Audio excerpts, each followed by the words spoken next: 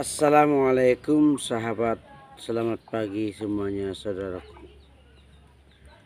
Zaman sekarang ini banyak sekali tempat peminjaman, atau zaman sekarang ini banyak program-program. Gak tahu entah program siapa ini ya. Kita mungkin sudah sama-sama tahu program ini dari siapa. Dan tempat peminjaman ini banyak namanya, tapi nggak usah kita sebut ya satu persatu. Kayak yang katanya ini, program ini akan menolong dan membantu masyarakat dan memudahkan untuk modal usaha, biaya sekolah, biaya ini, biaya itu. Tapi nyatanya kita lihat di lapangan jauh daripada yang diharapkan, malah menyengsarakan masyarakat, yaitu banyak yang kacau, banyak yang cerai, banyak yang lari, dan banyak lagi yang permasalahan yang lainnya, saling membunuh, dan banyak pula yang menjadi pikirannya dikusut atau menjadi pendengki, menjadi pembenci gara-gara hutangnya sendiri. Nah, itulah hutangnya. Makanya kalau kita banyak hutang, pengaruh dampak negatifnya sangat banyak. Salah satunya membunuh orang, yang kedua cerai, yang ketiga cari tempat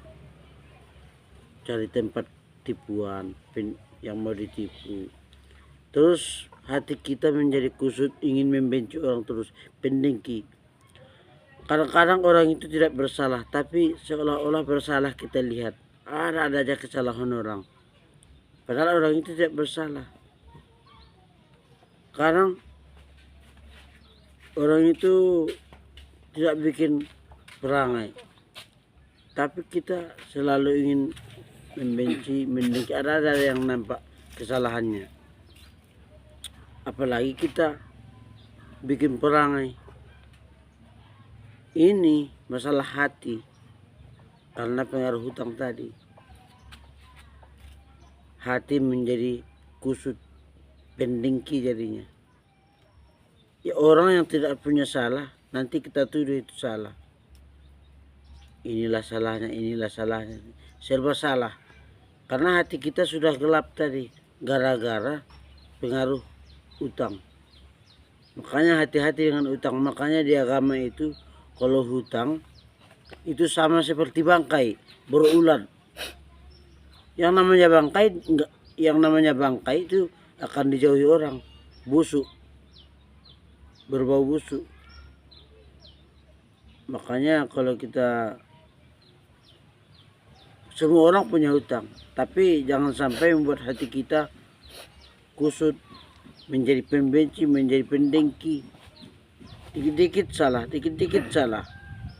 Nah, itu kalau orang yang banyak hutang. Yang tidak punya hutang pun ada juga sih yang suka membenci, tapi itu karena kebiasaan membenci orang, jadi susah merubahnya.